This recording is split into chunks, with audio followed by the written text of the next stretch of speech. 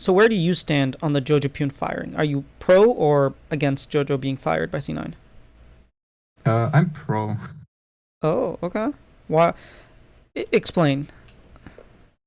I just think it makes sense because of like the C9 systems. Because if you're a team that like values like a very strict schedule, like I don't know if people remember, but at the beginning of 2024, they said that they made the players sign a like 16-hour workday contract. Like all the C9 players work for 16 hours. This includes like scheduled workouts, having a good diet, and like obviously like scrims, solo queue after, and like content instead of solo queue. Like, and if you have like a day that is like so structured and you value them being bought into all of these, yeah, like this very professional, yeah, like just structured lifestyle, then you have a player who just feels like they're not good at adapting to that because they're like often late or they don't go into scrim super serious. That player is just not fit to be on a team that wants to operate like that and should be on a team that is more free, where you're like, yeah, you don't have to do workouts just when you want to do them. Just be on, right? Just come to scrims and then you can do whatever you want to do, right? To express your best self. And like these two just don't fit.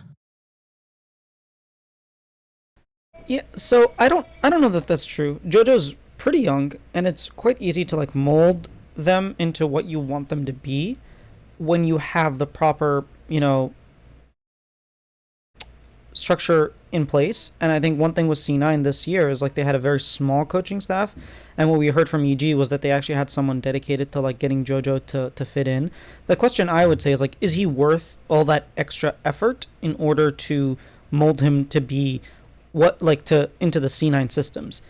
And like my answer is yes, because we saw him in spring and we saw how well he was playing. And even in summer when C9 like collapsed, like who was the one that was doing everything in those series against 100 Thieves? Like sure, we can blame JoJo for having a slump in summer. He did slump compared to spring.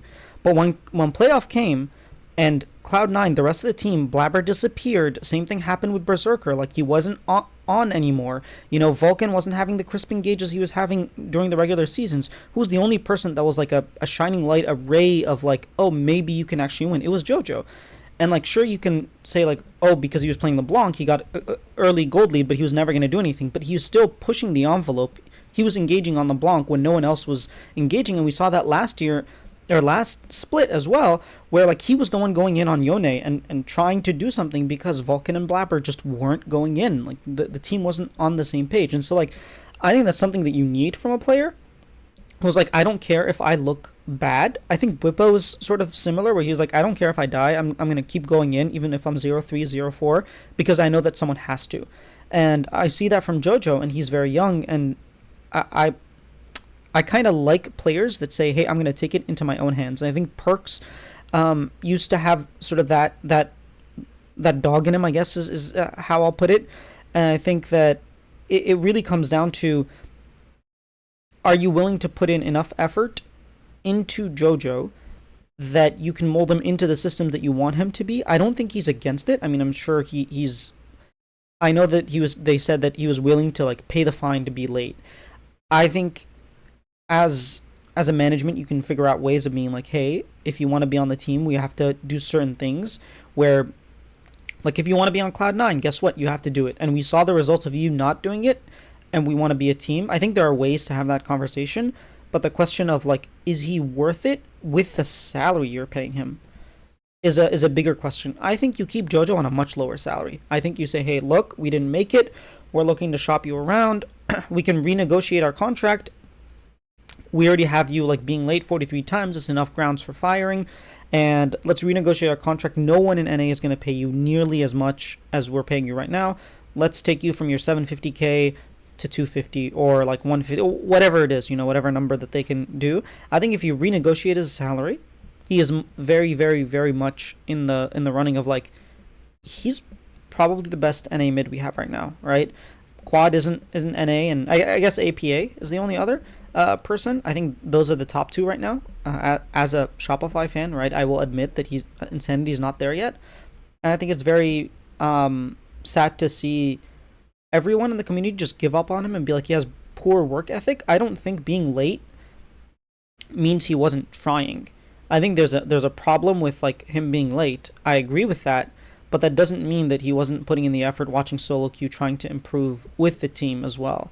I think those are two separate things. So when people are just like, "Oh, get rid of him because he doesn't work in the systems," I'm like, "Why doesn't he work in the systems?" I don't think it's black and white where it's like, "Oh, he couldn't fit in."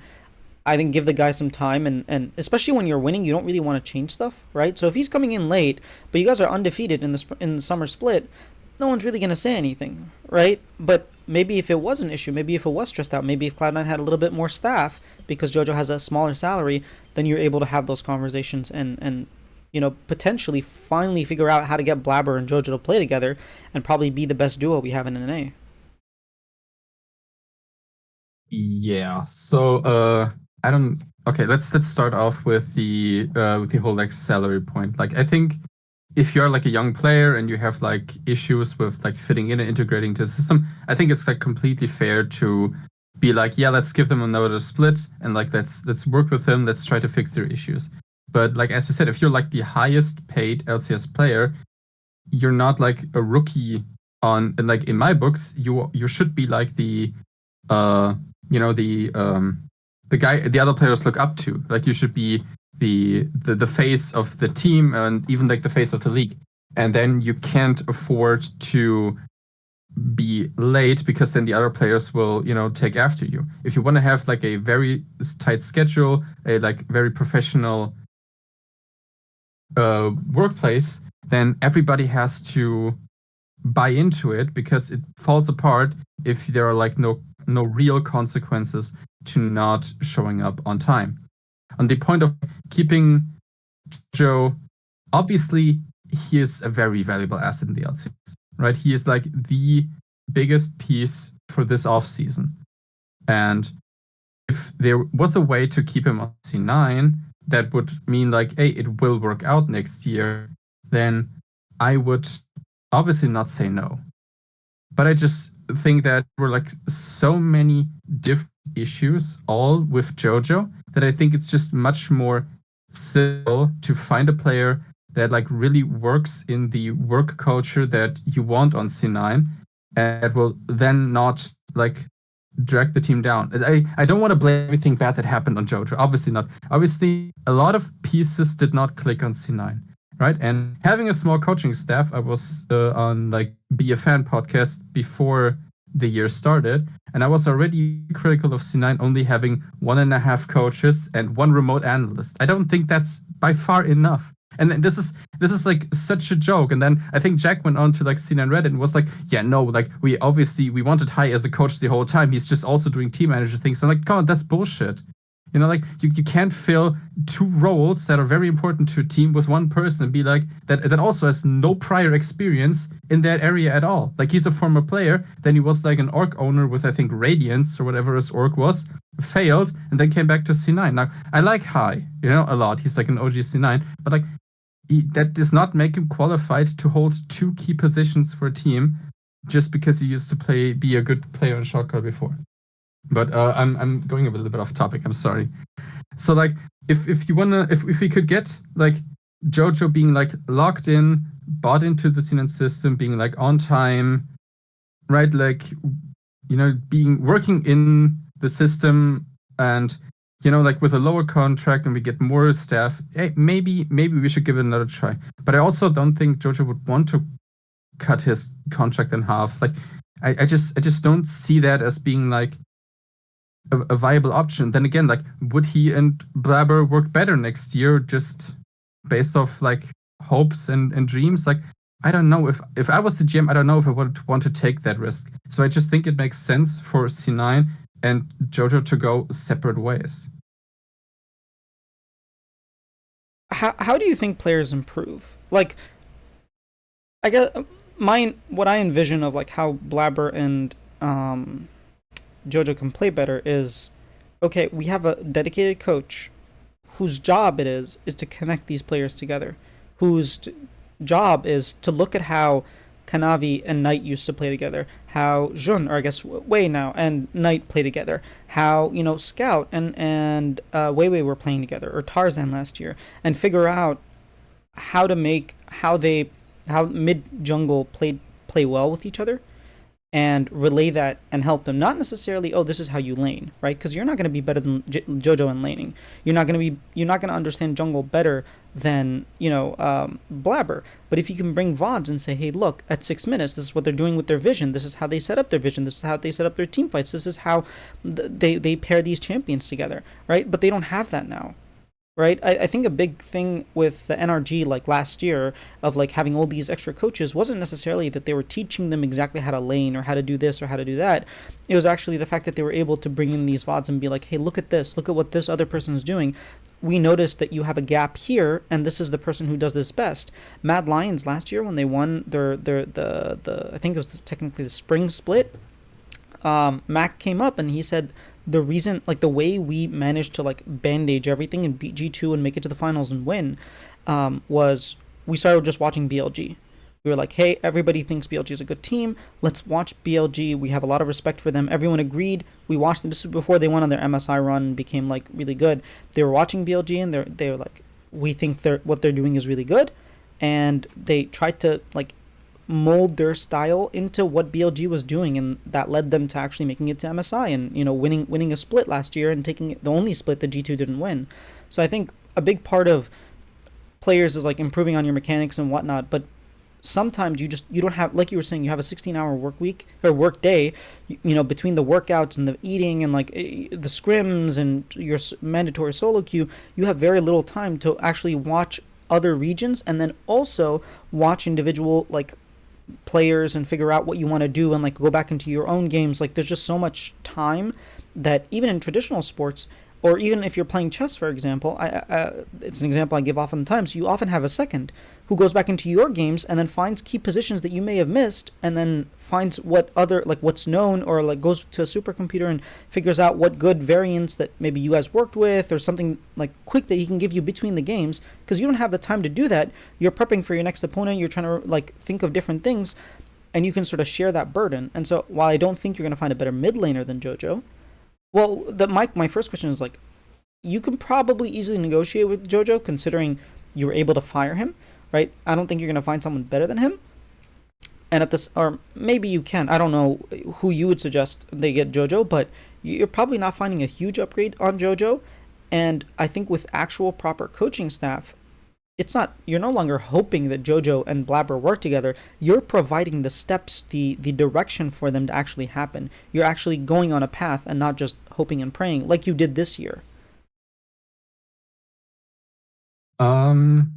So I do think it's obviously a possibility. Like Blabber and JoJo are both individually very good people, and I always believe that if you have two great players, they can figure out a way to play together.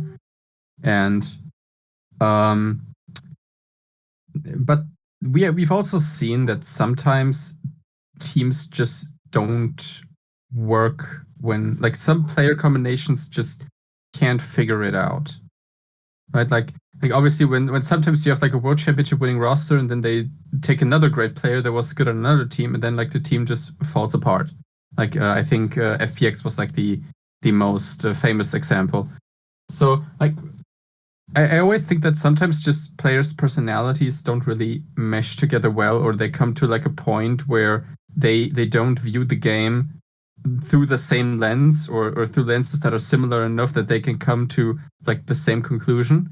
And you would need to like internally figure out if that was the case between like Blabber and JoJo. Like if these two players just have a different view of the game and like can't reach the same conclusion, and maybe even the coach would not be able to fix that. So these are just like some concerns that we as outsiders, we don't have that information. We don't know how like Blabber and JoJo review together, because that's what they really would need to do, is that they would need to look at like the situations in game and try to figure out how to reach like the same conclusion, how to get on the same page with like every single play. And well, obviously like a coach would help, but like two great players should also be able to figure that out themselves, right? And like, but like I agree, like having a person to like sit through them and like mediate the discussion and like bring them like pre-filter examples that they should look together would obviously be a major help. But like to the other point, like renegotiating with, I don't. Sorry, I'm gonna backtrack a little bit. I don't think that C9 will get an upgrade to JoJo, like individually, like as a caliber of player. But I also don't think we need to build another super team after we failed with it this year. You know, like just do like the TL approach and get in like up and coming talents. You know, like younger rookies, like we did with like last year with like Diplex and MNS. Like I think, you know, like let's invest in a new rookie. I don't know. I didn't really get to watch much NACL this year, so I don't know if there's like young NA talent. But I don't know. Maybe we could like look for another like up and coming ERL player that doesn't get a chance in like an LEC, or maybe go for another like a young Korean challengers player there. Like I really don't know, but like I think that would be my approach. Like obviously, if I get the chance, I would just like bring back Niski, because I think like him and Blabber are just like a match made in heaven.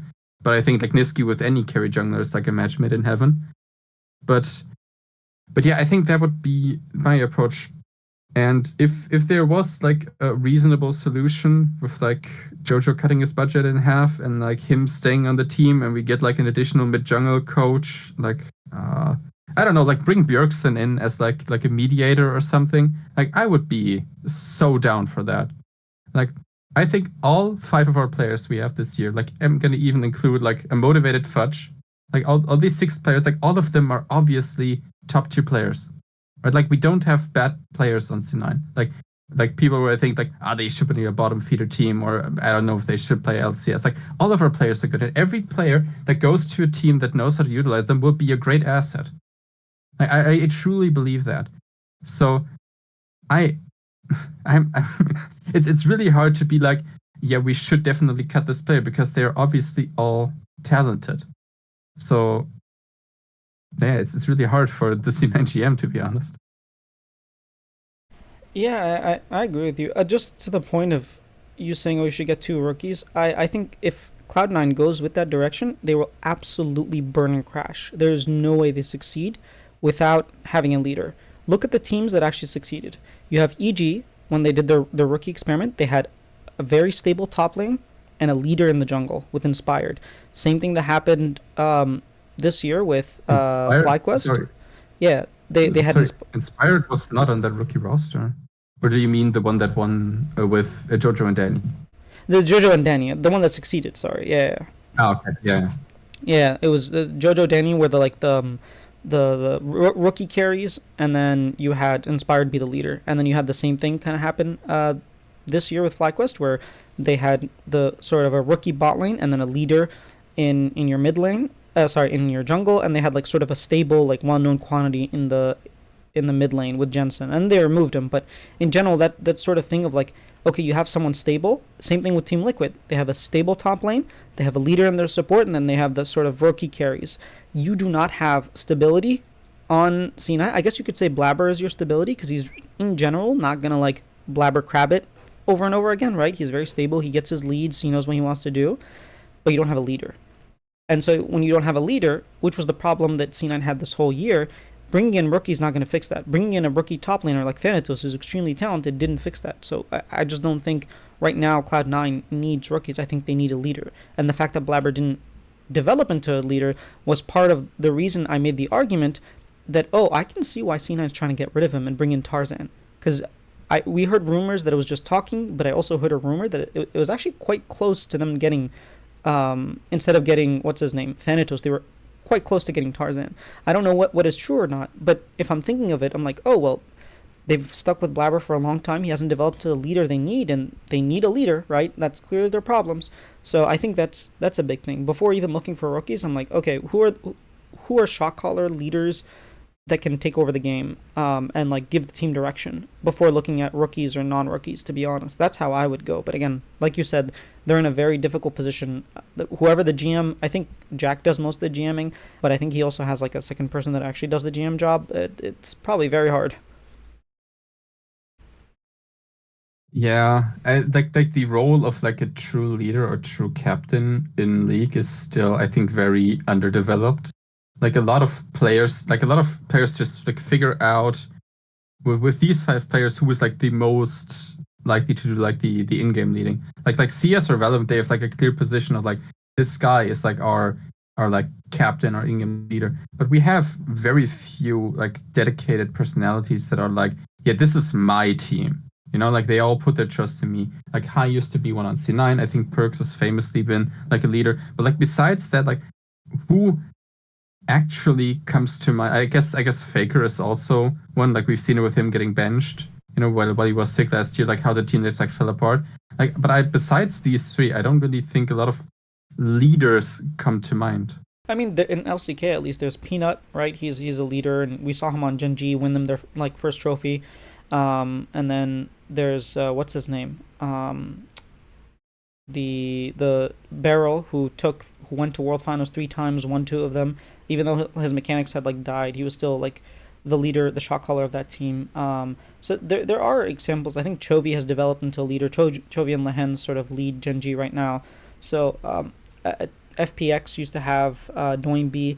So there are examples of it. I think Tarzan has developed a little bit into that as well. But yeah, we don't have that as much as we should. Like each team should have a dedicated. Zazel was supposed to be that for Shopify. Unfortunately, didn't work out. But um, I th- I agree with you that kind of like how Dota is, where you know you'll have your star player, and then once he's washed, he just becomes the support and becomes the in-game leader. And I think maybe League we need to start doing that. I don't know. Yeah, like a lot of these cases, like I don't really like. I've watched like the J-Rex documentary, and I don't really think Barrel is like like for me a leader is also one that like takes care of like team morale and be like the backbone of a team. And I always view like Barrel and Tarzan, I view them like mercenaries. They just like come in, do the job, and then do their own thing. With like Barrel being like more addicted to Genshin than he is to League.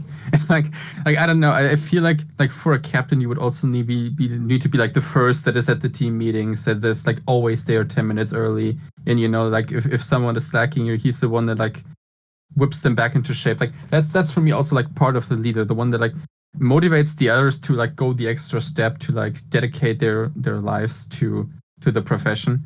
And I think they're like, but it's so hard to be that person uh, while also being like a professional athlete.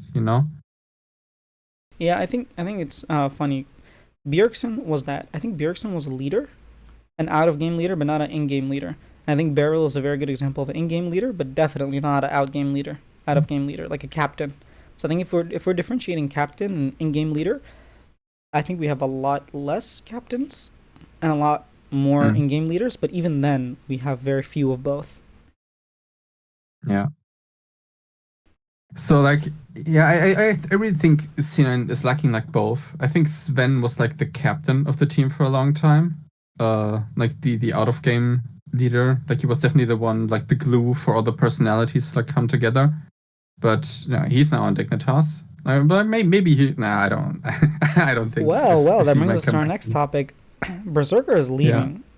They could pick yeah. up Sven, but about Berserker, do you think that him leaving is the right choice for his career? I 100% think it's the right choice for his career. Like he is obviously like super individually talented, and like he had those moments where he was able to like show that on C9. But I don't think that he has gotten better at like in like him individually. I don't think he has gotten better while on C9. Like I think he has grown into a more rounded player. Like he is less of like a mechanical wonder kid and it's more of like a aware ADC. Like we've seen him on like this split on Senna where he was like level 1 trapping mid. I think it was against IMT where he was like level 1 in mid lane and like forced mass flash or something. Like I don't think he would have done that when he came in 2022, 2022. Yeah, 2022. Yeah, I would have never seen him do that in like 2022. And like his Senna was abysmal when he came in, and he's now a pretty good Senna. I think he has became less of this like hyper carry mechanical wonder kid and more of like a good ADC. But I don't think he has like like when he came in, he was like, oh, he's gonna be the next Gumayushi, and I think he's like not progressing to that level of elite player. And I don't know if he can do that on a team like C9. Like, I think it would just be best for him to like go back to Korea, like play green solo queue low ping against the best mechanical players every day of the year, like compete against Gumayushi and Pace in the LCK on a regular basis. I just think that's better for him to achieve like his peak level than to stay in NA. So here's my question. You were saying that like yes, everyone was expecting like Berserker was this hyped rookie, and he was definitely going to find a place in LCK if he didn't come to NA, and you know he was supposed to be like the next coming of Guma, right? Guma replaced Teddy, and was like, oh, Berserker's going to replace Guma if Guma doesn't like play really well, which he was, and he ended up winning a world championship and whatnot. But you're saying that like he couldn't reach that potential that he had on Cloud9.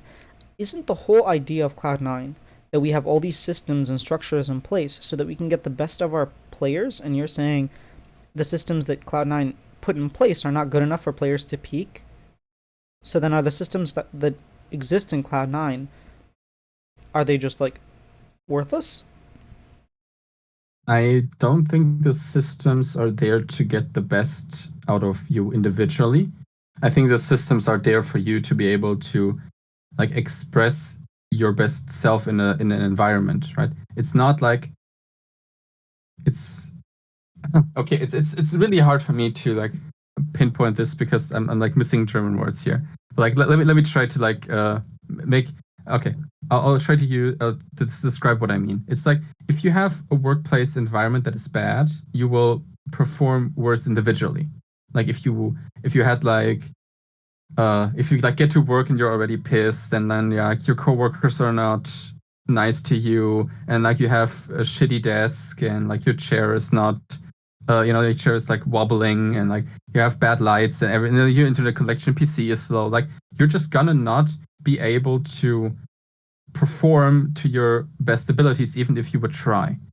But if you have like a short travel to the office every day, and like your office building is nice, and your coworkers, and you have a good relationship to your coworkers, and you can be like flexible with your working hours, and you're just like happy where you work, then you will be able to express a better self and do better work. And I think that is what the systems are trying to achieve. They're trying to achieve like a workflow that where they ensure that you are working out, eating healthy, and you get enough breaks between your scrims, and they like try to do like a good team environment by doing like bonding and stuff, right? Like that's what the systems are trying to do. They're trying to create a place for you to perform to your best. But I also think that because of the way NA is structured, and because we are just an overall worse region than Korea is, I don't think there's any denying there that a player cannot reach their individual peak in NA as they would be able to do in a place like Korea. Or it's less, I'm not going to say they can't, but I'm going to say it's less likely because you just have worse practice objectively. Well, then we have seen examples of like Danny, for example, and JoJo, and now we're seeing APA and Jan, who came in, were especially APA. He came in, he was really bad. He admits this. He was really bad, and at some point, like he's first team All Pro, and people are saying he's the best mid laner we have. I don't think it's impossible to improve. Sure, it might be a little bit harder, but like I think Core JJ is a big proponent of this. He's like, there's always things to learn from NA. People are always like, oh, we can't learn anything. And I think JoJo was guilty of that on EG. We heard him say like, oh, why am I trying to so hard against like North American pros when they're so bad compared to like the Faker and the Chovy and whatnot.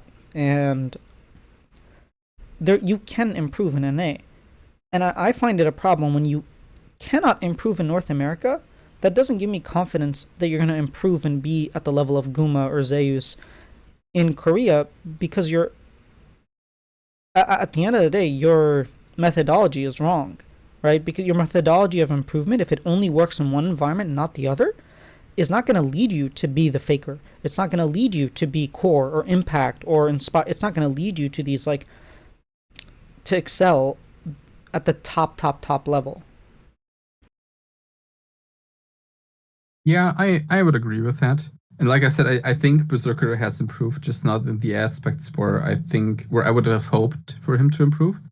But like I said, I don't think like his Aphelios has gotten any better, but like his Senna has gotten better, and I think his like general map awareness and like calling and like macro sense have all gotten better.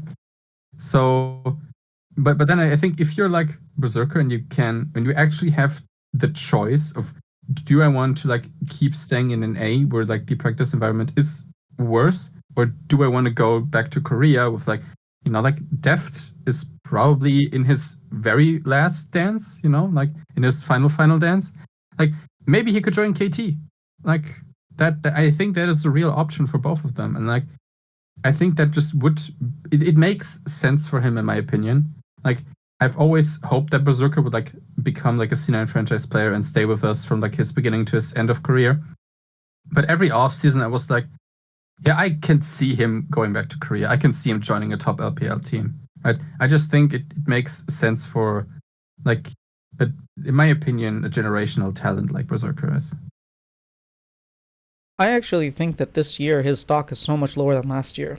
I don't know if you followed behind the scenes last year, but apparently Berserker had left C9, and it's only later that like new negotiations happened and he re-signed with C9. But I think the idea was like he was leaving and he was going to another team. I'm not entirely sure what the other team was, but he basically had left. He was like, no, I'm not re-signing with you guys, and then he ended up re-signing. I think when JoJo decided to go to C9, but because he really wanted to play with JoJo. But I think last year would have been much better for his career. Obviously, hindsight is 2020, but in general, if at the end of 2023 he signs with a different team, he probably has a better career trajectory than leaving at the end of 2024 because he looked a lot worse.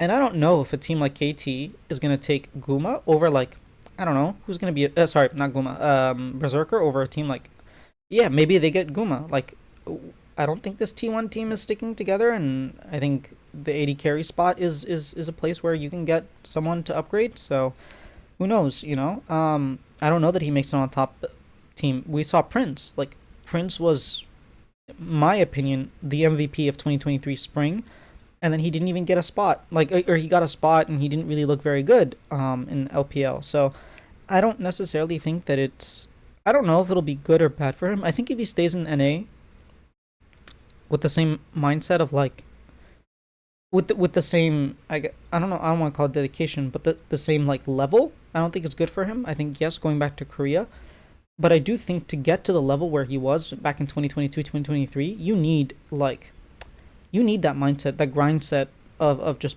being able to play that well. And I think if he goes back to Korea and like boot camps and then comes back to NA, and maybe Dig pick him up and they're trying to build like another super team, I could see him playing quite well. But I just feel like you've stuck out with C9 for so long. I don't know that leaving C9 is going to be a good idea. Especially considering how C9's like adding a lot of Korean staff and whatnot. I feel like it might be more comfortable for him. But at the end of the day, I think leaving last year is better than this year. But I still think it makes sense for him to leave. Kind of like what you said, where I don't know that he'll do better outside, but I think Cloud9 is not the place for him anymore. Yeah, so I heard that him and JoJo were supposed to join TL together. Like that was the rumor I had heard. And I also agreed that leaving last year would have made so much more sense than leaving this year. But we've also seen like, I don't know if you remember the like behind the scenes videos C9 did where like Berserker was like tearing down and like kicking against doors after spring. Like he was not happy with how things are going like internally. So I think there would need to be like a lot of staff changes and like cultural changes for him to stay on C9. And yeah, I just think like if you're unhappy with your choice and you have potentially the option, like yes, this T1 team probably will explode and Guma will probably go to a different team, but then who do T1 get? Like I don't think Smash has been that great in their academy team. And like maybe it's T1 Berserker, like they have worked with him in their academy team, they know his raw talent. Maybe they have the feeling that in their environment he will be able to improve more in C9's environment. Like I think Like I they'd much think rather get looking aiming or Viper or someone else than I think Berserker would not be their first option, is what I'm saying. sure, but one of these like four top teams with Deft leaving will have to look for a new ADC.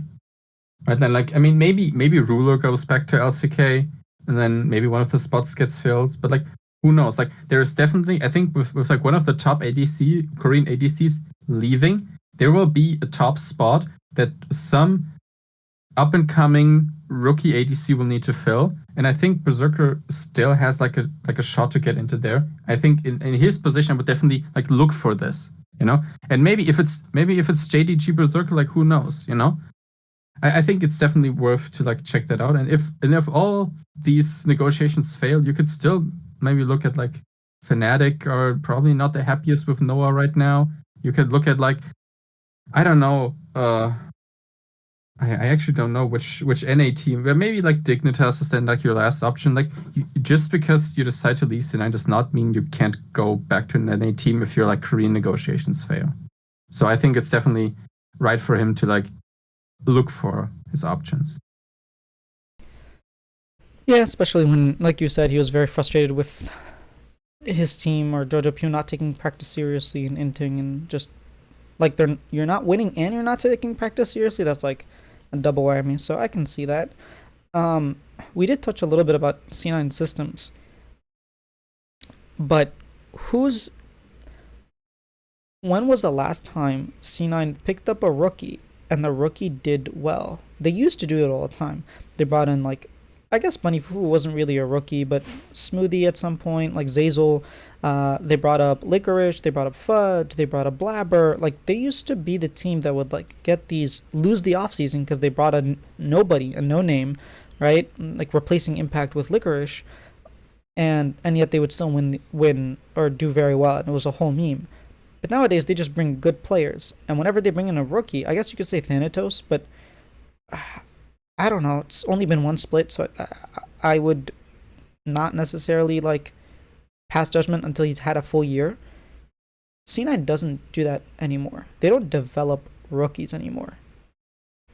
And if your system was Yeah, I based think on developing them and it no longer does that, begs the question like what is your system at this point? Like is it just oh, we want to have like a good not work life balance, but like taking care of your body as well as your mind and your gameplay? Well, if your gameplay is really bad, like if your players aren't taking practice seriously, they're inting, they're not like improving. Like Cloud9 didn't really improve. They improved when they got the roster swap, but in general, their gameplay didn't necessarily like improve. Their macro didn't improve. Just things didn't necessarily improve.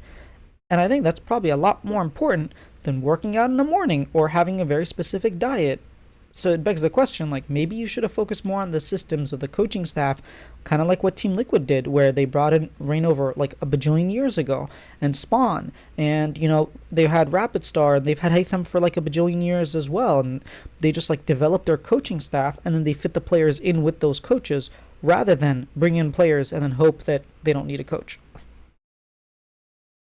yeah. So I partially really disagree with this statement. I think having a good let's just call it work-life balance, where you focus on your health, like good sleep, workouts, healthy meals. I think that's really important for a longevity to like reduce burnout, to like reduce stress, and essentially building a foundation of like just being fit and like feeling good is really important if you're a professional athlete and you like want to like reach your absolute limits. The fact that the coaching staff is, I guess, really overworked and like can't fully help the players develop, and there's no progress in your year, like that's in my opinion a complete separate issue. And like the CNET system, I think it's for most people it's just like a buzzword of like, oh, whatever CNET's doing is their systems.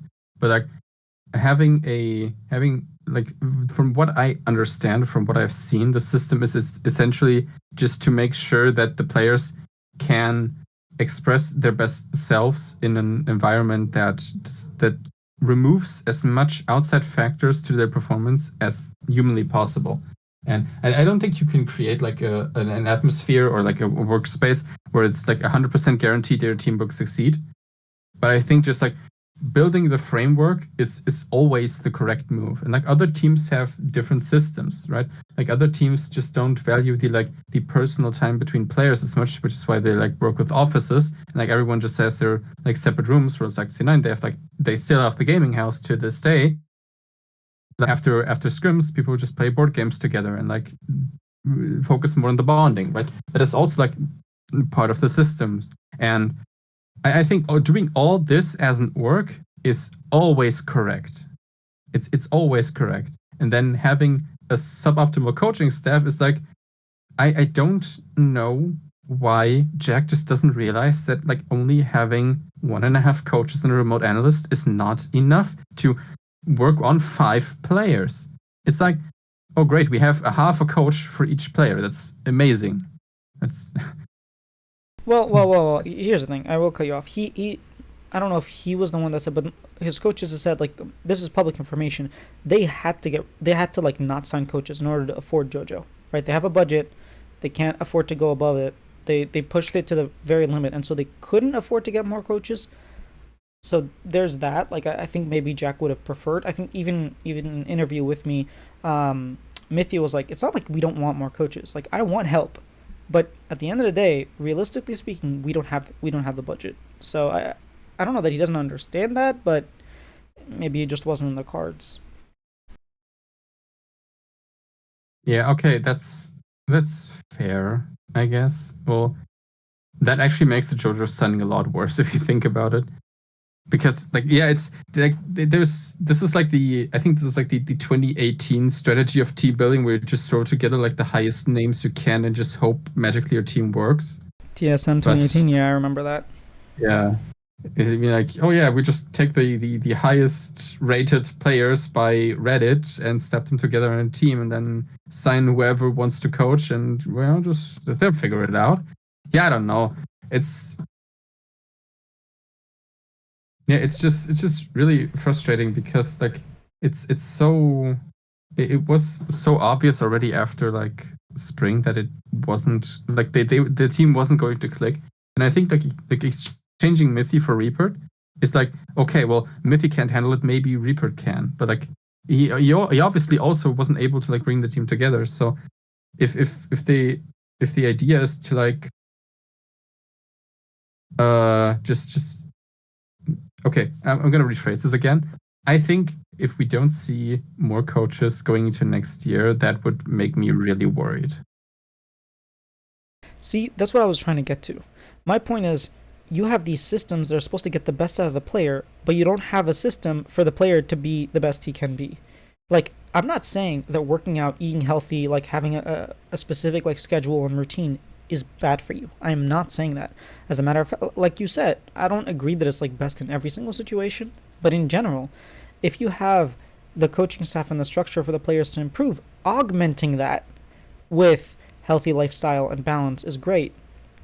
But if you don't have that, who cares about longevity when you're getting rid of your players every single split for the past 5 splits now? You've made a change between split, not every year. Like most teams every year they'll change. No, you've been changing every single split. And at the same like if you don't have player synergy or coach synergy or anything, like just having that sort of what you call it, like the work-life balance as we're calling it right now, that's not going to help you. Right? There has to be something there for it to augment. It'll level up something, but if your level is always 0, like times 2ing that is nothing. And so my argument is like if I'm Team Liquid, for example, and I build up my coaching staff, right? I even bring in my academy team and have him be on the academy team, and then when I realize like okay, he's good and like we've confirmed stuff, have him work with my star player in Core JJ and pick out the players and then promote those players and promote the coach that got those players. And you have this whole system. And then on top of that, then you start adding in like, mandatory workouts or, systems of C9. That makes sense. But if you're doing it the other way around, where you have this awesome like work-life balance and you're spending resources, because it's not free, right? You have to hire a trainer. You have to like, you're probably paying more for a specific chef if you're having, instead of like different meals and stuff like that. So you're spending resources. It's not that having everything isn't great.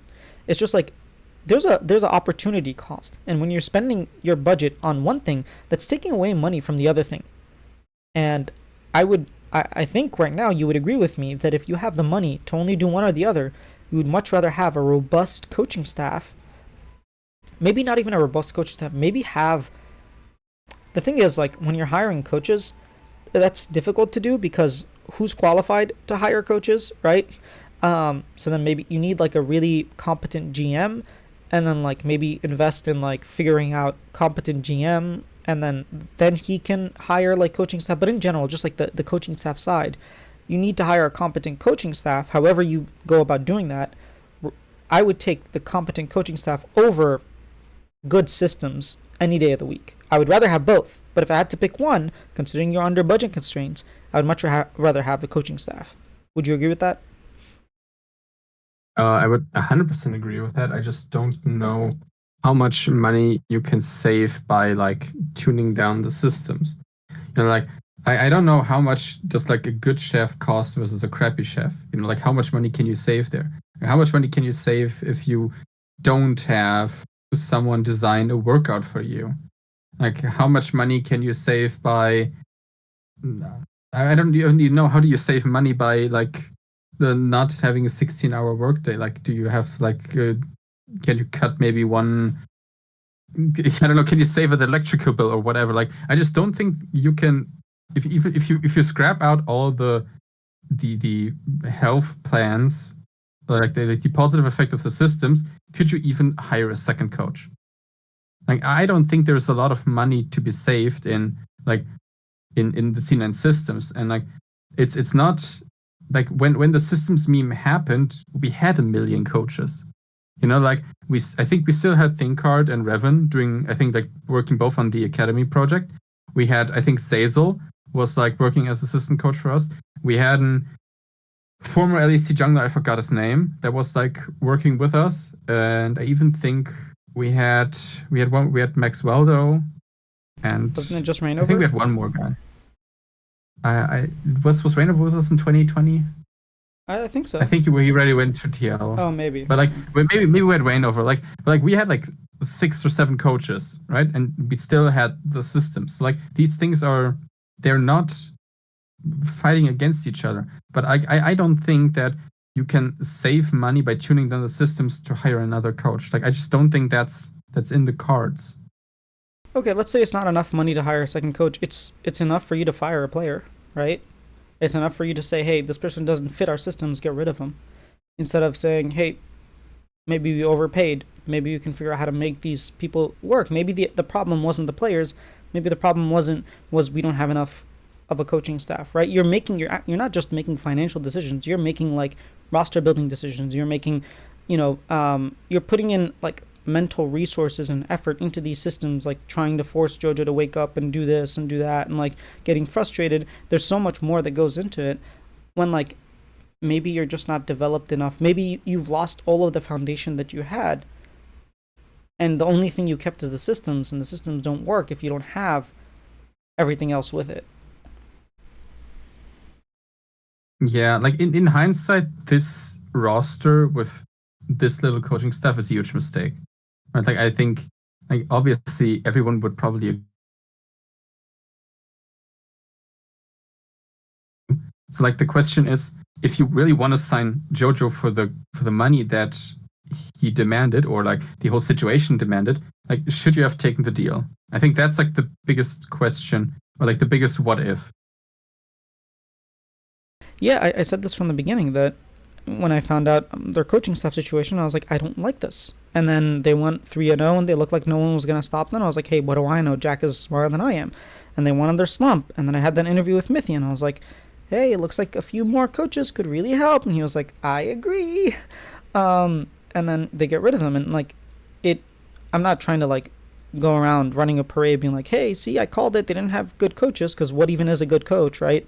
It's a lot more complicated than that. But when you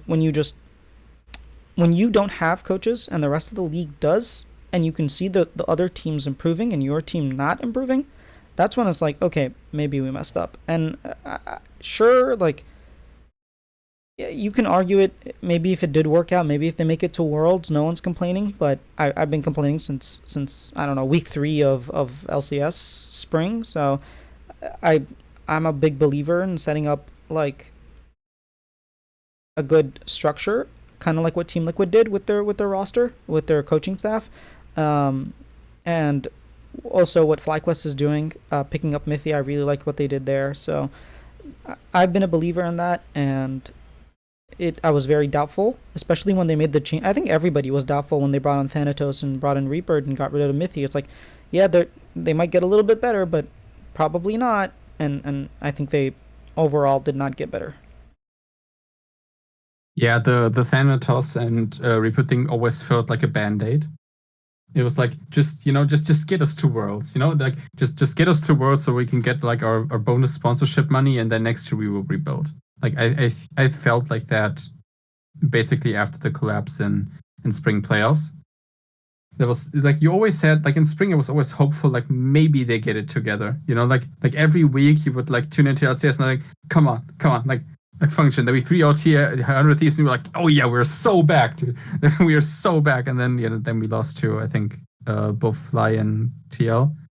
And then like yeah, okay, it didn't click. And then yeah, but like after then they made these like subsequent like maybe Reaper being like very strict, maybe he can handle the team and like yeah, like summer splits looked so good, and then the collapse in playoffs like yeah, but like it was really inevitable that unless we like won the split and had like zero issues and then had like a good world showing that this roster was probably going to break up.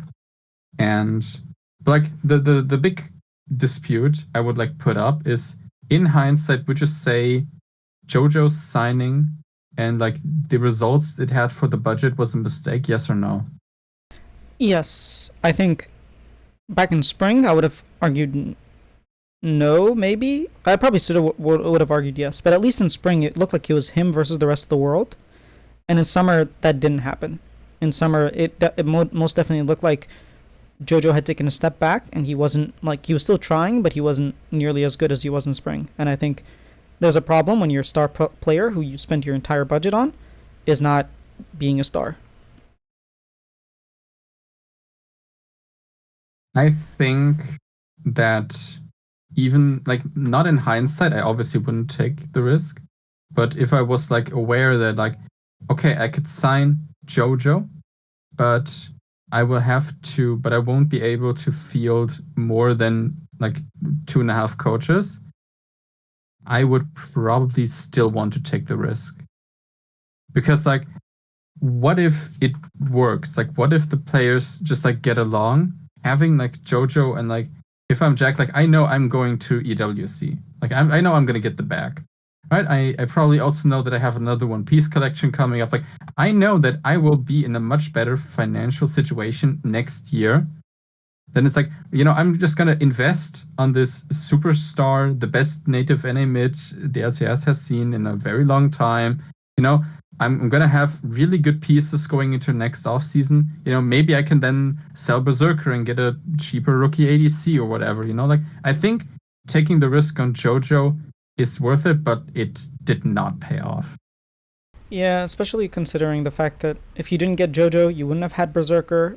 But it's like, and you were maybe planning on Vulcan being the shot caller. Vulcan plus Blabber worked well together in 2020. Like, I can see why that would be the case. And I agree with, like, I don't necessarily blame Jack 100% for the decision of bringing in JoJo. It's just I'm much more of a, um, because, like, if JoJo and Berserker go to a different team, you're like, oh, they're going to win LCS. And if your whole branding is winning, then it's like, okay, what do we do? I have a different mentality on that in general. So like I'm definitely would not have won as many championships as Jack, but I can see, like you said, I can see in hindsight it's obvious you don't spend all your money on one player and get no coaches, but at that time when it's like, okay, FlyQuest might be getting JoJo, and if they get JoJo, they're gonna get Berserker, and then they already have Masu, and like, this is looking to be a very, very good team. I can see that for sure. That you're like, not just it's not just about having the best team. It's about making sure the other team doesn't get like the star player. I always think it's so funny that you say like C9's brand is winning. Because when I became a C9 fan, our brand was making finals, losing in finals, and being good at work. like, you know, like I became a C9 fan in end of 2015. So I watched us lose so many finals in a row. You came at the worst time. That was like when they stopped Yeah, because 2014 spring, they won 2013 summers and spring, and then it was like TSM and then a little bit of CLG and then some more TSM, and it was always you guys being sick and then Team Liquid for 4 splits in a row and then finally you guys got one split. Yeah. yeah, and it was in our living room because of COVID. Like, Yeah, you guys didn't yeah, win in a stadium until 2022. You had one out of your 3 wins, only one of them was in a stadium. well, 2021 spring was in an empty Yeah, stadium. I mean like a So filled stadium. Yeah. we had small upgrades. We had went living room to empty stadium to big stadium. But yeah, so like yeah, but I guess for like the in newer ages, CNET's brand is winning, I guess. But I like it's not important for me personally as a fan. Like I don't need them to win to be happy as a C9 fan because I grew up in an era where it always felt inevitable that we would lose. Like you always got your hopes up when they made finals again. Like this is the time we're gonna beat TR. Never mind, you know. Like I just want him to be a contender, you know, to put up a fight, you know, to go out there, try it, and I'm okay if they fail, right? And then we go to Worlds, and I want to see them, you know, fight against the Koreans, and like I don't care if you will inevitably lose to Samsung or I think it was WE, and like to all these really amazing teams, but like at least go up there, play your hearts out, and like do your best. Like that's always what that's my expectations for C9.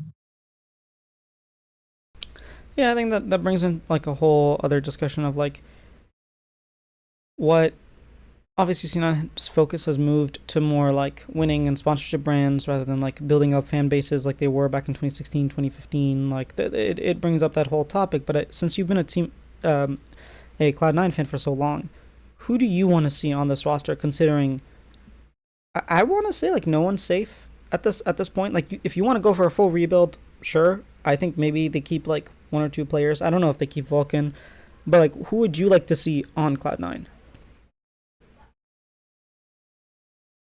Um, okay, like I really hope that I always felt like going into 2025, it was between like rebuilding around Blabber or rebuilding around JoJo. Like I always felt like that would be like the biggest decision. Like unless JoJo takes a much smaller contract and you like get them a special coach, like the thing you just mentioned, like unless you know really focus on them working together, I think it's just much easier to go like one or the other. And now that JoJo has been like confirmed out, like I'm really curious because he still hasn't been removed from the global contract database, and that it's like, well, maybe also Dom's informations were a bit like in an early stage and it wasn't really final because like LS said he was safe and Dom said he's out. So like I'm not like I always like I think there might be like a universe where JoJo stays on C9. I think it's most likely that he's out. So I think you definitely keep Laber, and I think Vulcan has gotten a lot better in summer. So I would really hope he also sticks around because he probably also is like the best native NA support we have in the league right now.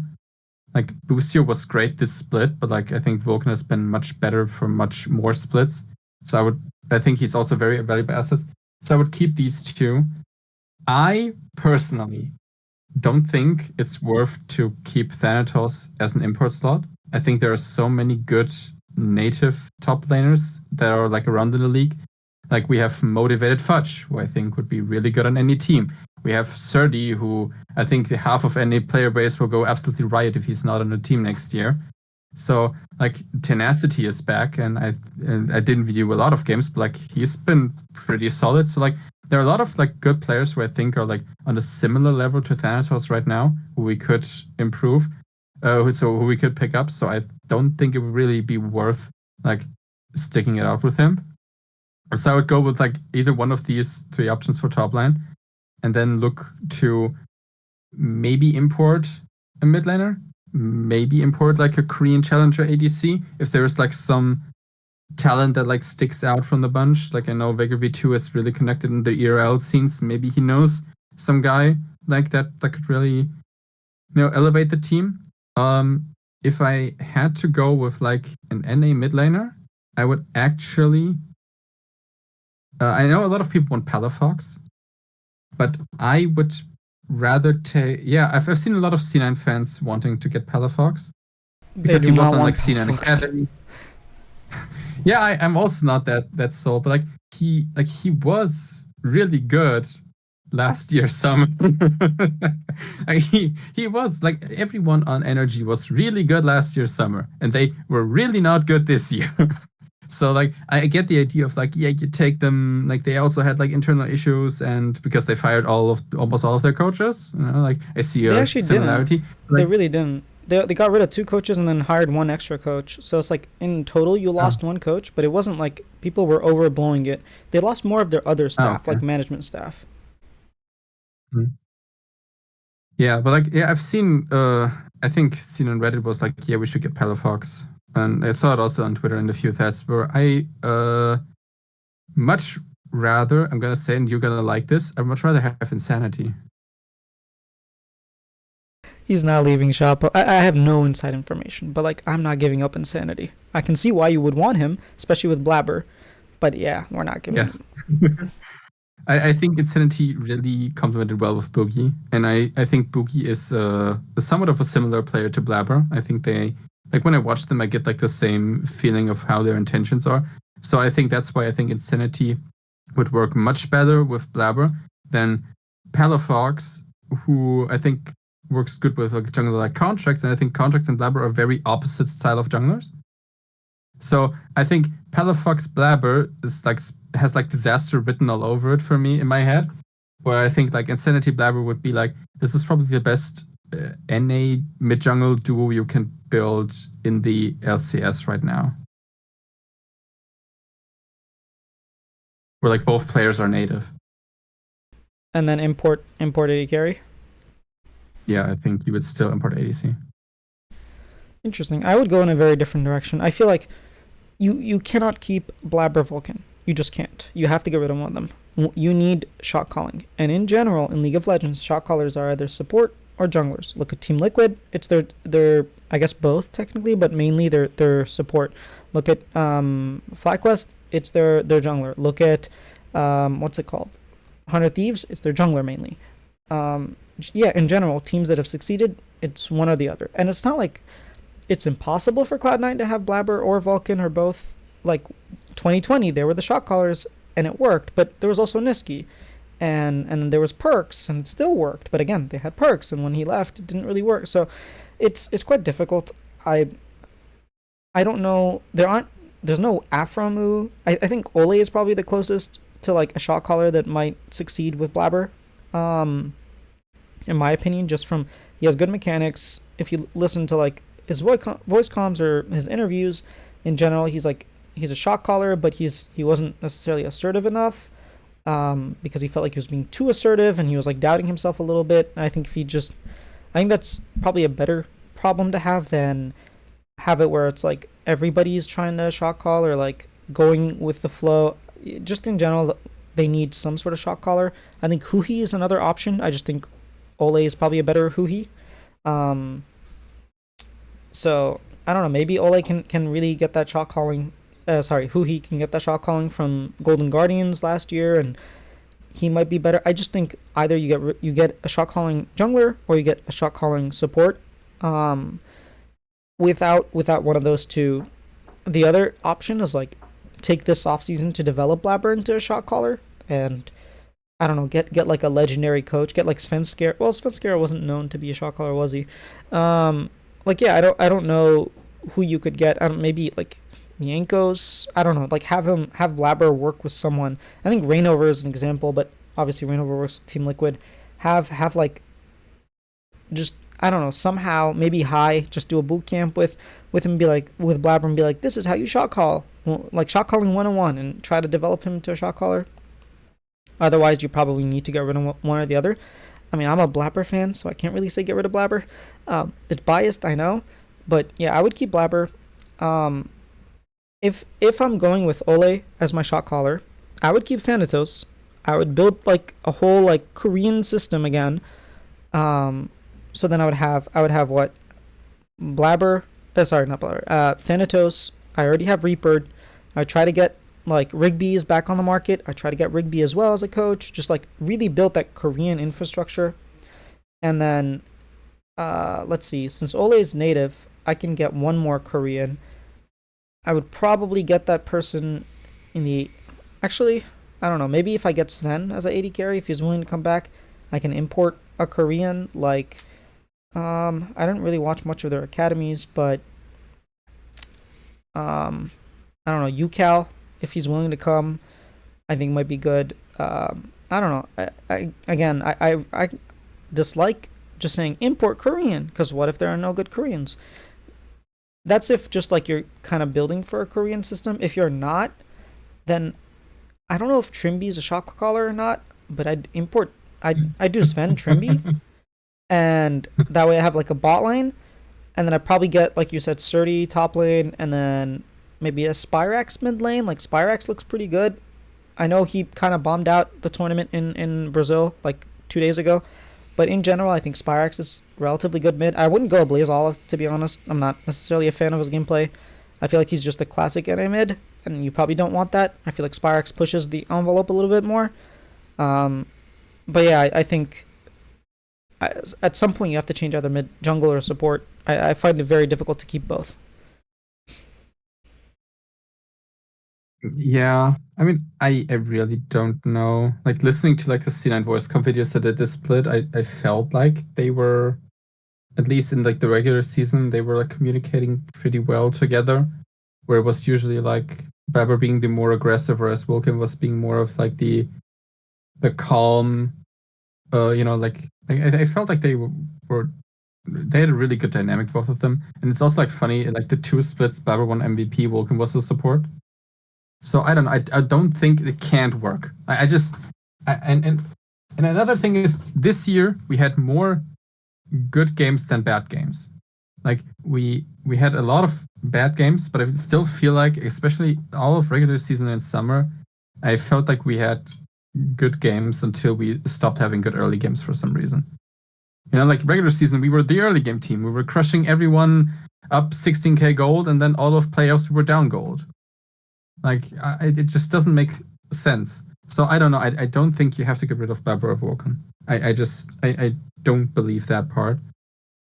But if I had to, I think there are more good junglers that had like immediately come to mind to me than good supports. So I would personally, even though I like both of them and I love Blabber, and I still hope Sin rebuilds around Blabber. But if I have had to choose between Vulcan and Blabber, I would probably take Vulcan.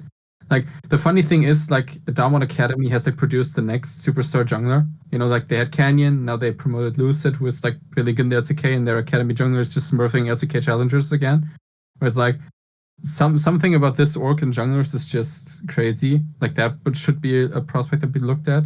I know like TL had a really good jungler that is now playing in LLA. I think Mir was his name. He's also Korean, who I think should be looked at for like LCS teams.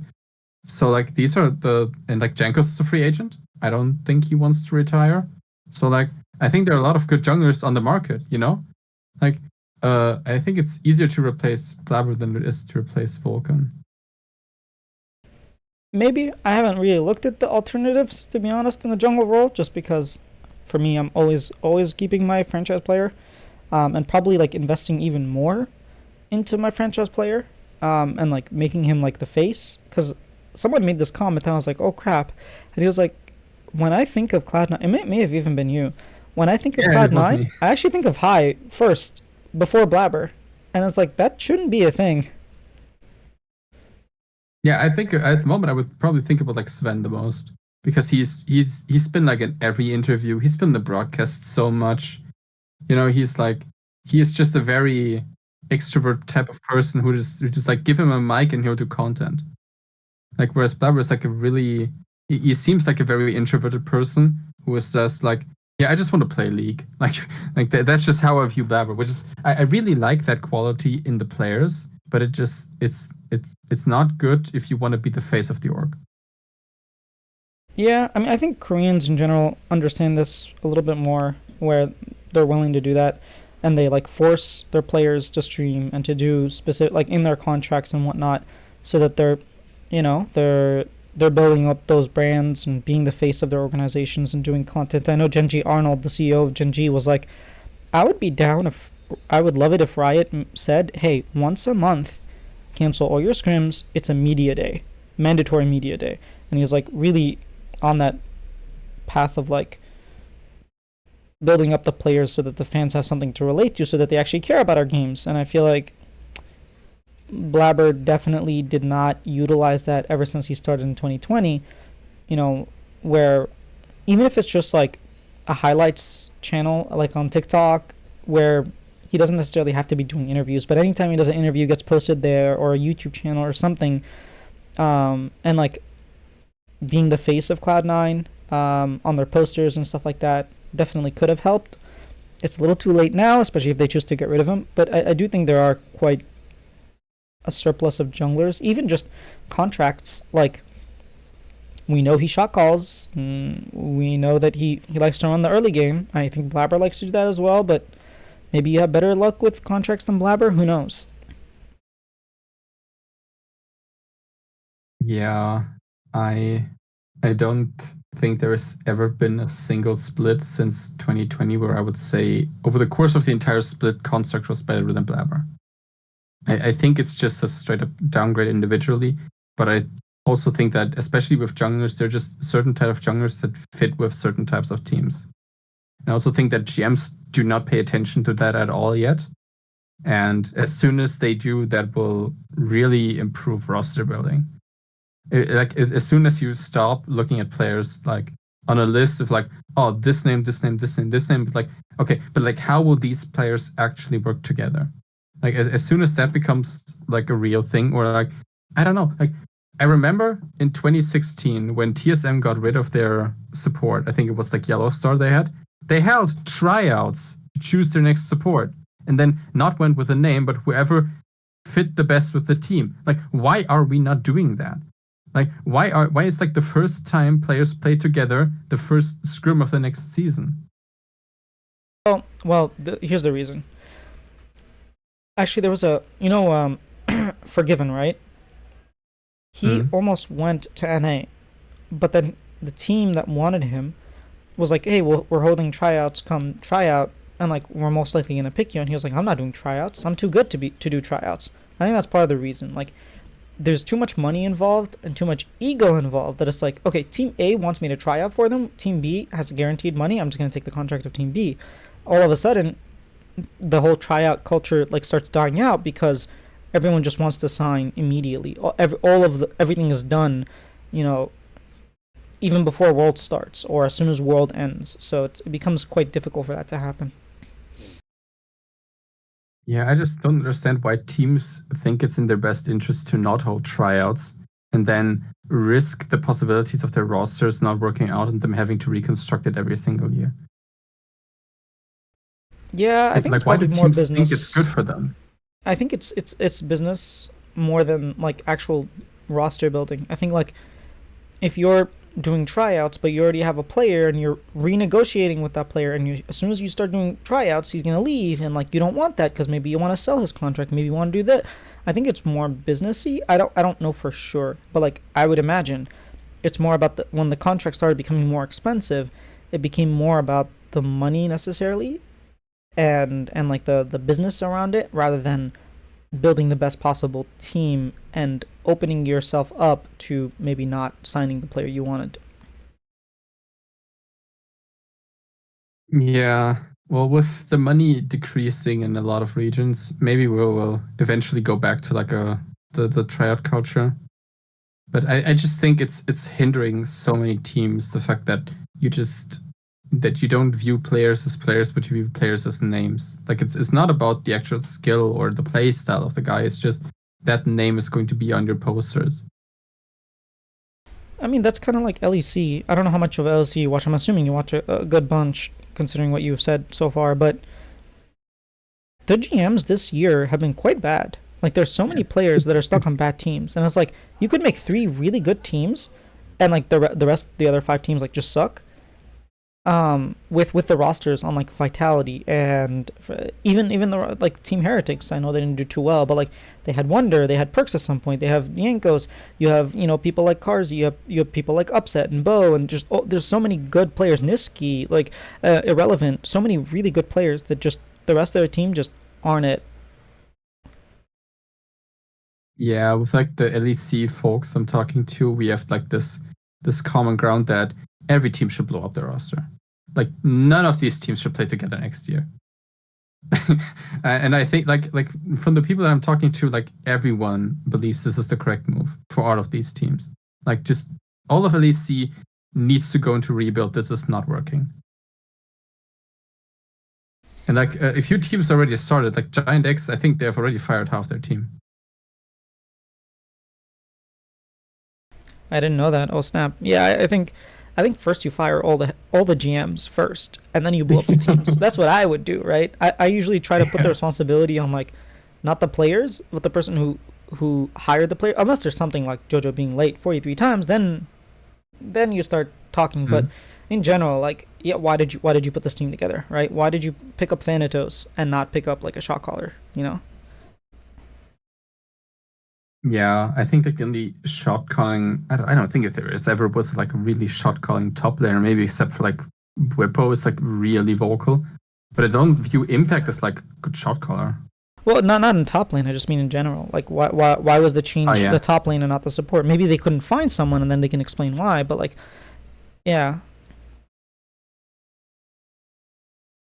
I mean, yeah, I think the support pool is I don't know. I don't watch any ACL. I don't know if there was like a known shot caller in ACL you could potentially pick up. But I think there's just not a lot of like free agent supports. Like Thanatos was a free agent. That's like the reason why they could like easily get him. I think he technically was still under contract with DK, wasn't he? I don't know that he was. I think they had to pay a Yeah, buyout. but he was not playing. He wasn't playing. Yeah, that's true. I mean, yeah, I guess that's why they went for Tarzan as well because he wasn't playing.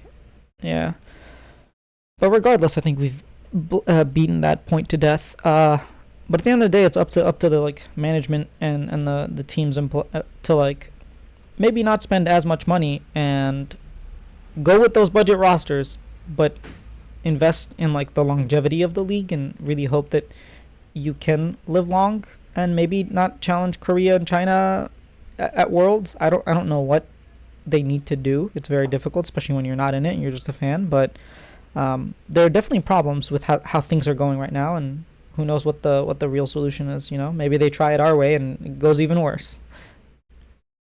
Yeah, I think like a lot of GMs are like afraid of doing like rebuild years, where they're like, oh, where they're like communicating like, hey, we were not able to put together a roster that we feel confident in winning this year.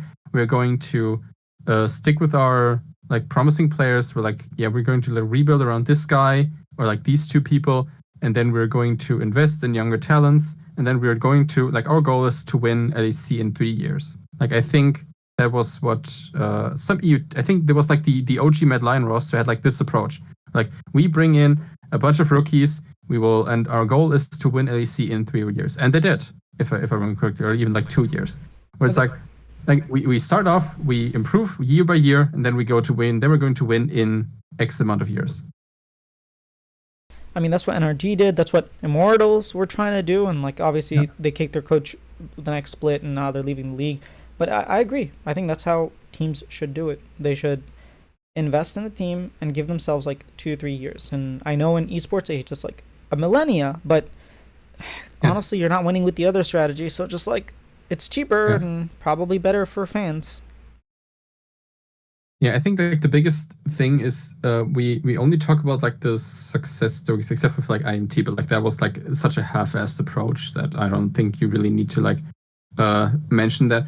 Like I think what like the owners are really afraid of is like, okay, what if like our rebuild like fails? What if we like don't win? Then we'll look like fools. And why didn't we pay X washed superstar and then like came in second the whole time? Like I think it's just such a scary approach of like letting go good players to invest in unknown quantities and then like coming short.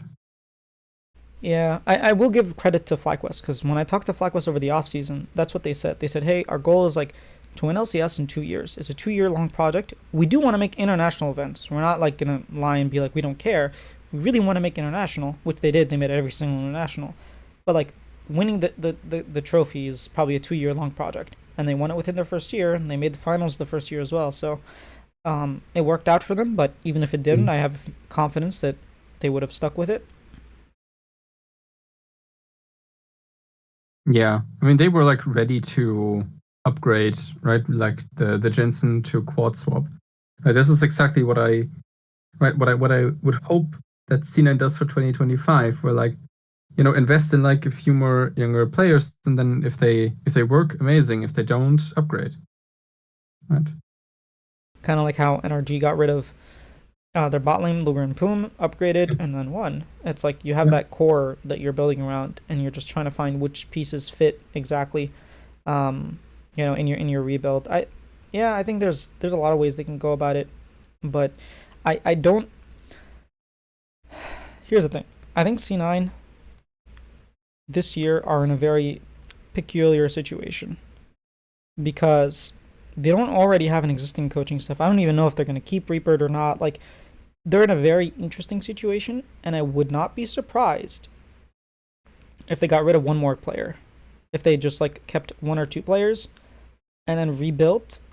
And I have a very strong feeling that no inside information, by the way, just strong feeling that Cloud9 fans are not going to be happy with what with the C9 roster going into 2025.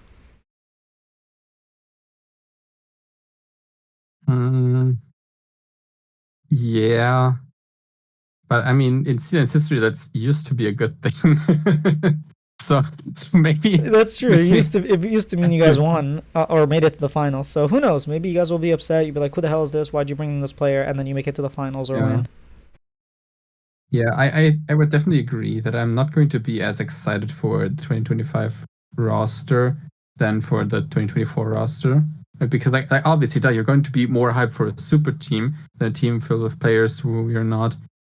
It's like I would be like, for example, the biggest thing is like I don't want to see Sven again. It's not because I don't think he's a good player, but because I don't think he has like I just don't have the confidence that he will improve anymore. Like for me, he's like at the end of his career. And like I would much rather bring in a younger player that has like a potential upside than like a stable in Sven again. Like we've already seen Sven. We've got like the best out of Sven to a certain degree, and like I would be happy to have his personality on C9 and get more C9 interviews and more C9 contact with him, but I don't really feel like I would want to see him as our like carry star player again. Like especially in the ADC position. Like that is something where I would not be as excited for him as when they like bring in, I don't know, like, hey, this academy player dominated NACL, he might be the next Danny or whatever, right? Like I would be much more hyped for that player, even if I would not be as excited as like, yeah, we renewed Berserker, which would be like, yes, the greatest thing, like in the hierarchy, That's like, and I don't feel like there are a lot of like promising players on the market as we see it today that I really don't think that C9 fans will be happy with the next roster. But for me, as long as we hire one or two more coaches, I will be much more relaxed going into 2025. Yeah, I would agree with that. Actually, I think Sven is still a very good player, but I can see the argument of like, hey, why don't we take a chance on Sajed, or one of these like, really good AD carries in challengers. I just don't think they're there yet, and I don't think C9 should be hiring rookies, like I said before, considering they don't have leaders. If they can get good leaders, I would and good coaching staff, I'd say yeah. So yeah, if they're hiring better coaches, maybe it's better. But thank you for coming on and arguing Cloud9 with me. I know that I've had a few Cloud9 fans who message me, be like, why didn't you do an episode on Cloud9? And it's just, oh, I'm traveling. But I did want to do this, and I'm glad I did it now, just because there's a lot of news that came out, and I expect more news to come out in the next couple weeks, especially during the World Championship. But we'll see. I'm always hopeful that they keep Blabber, but if they don't, I might be a lot more negative with Cloud9 moving forward. We'll see. Yeah, I think that's really understandable. And yeah, thank you for having me on. I always love to discuss about C9 and talk about C9, and I'm very excited for this off season. It's going to be very rocky, and whoever they cut, it will be people who agree and people who disagree. And but I also think this could just be like the next chapter of like C9's story, and maybe a new look for the org, because if everything is on fire, you basically can like choose which road you want to go, and this can also be like a very interesting ride. Well, let's hope for the best for Cloud9 then. Yeah, obviously. that's my whole life purpose as a fan.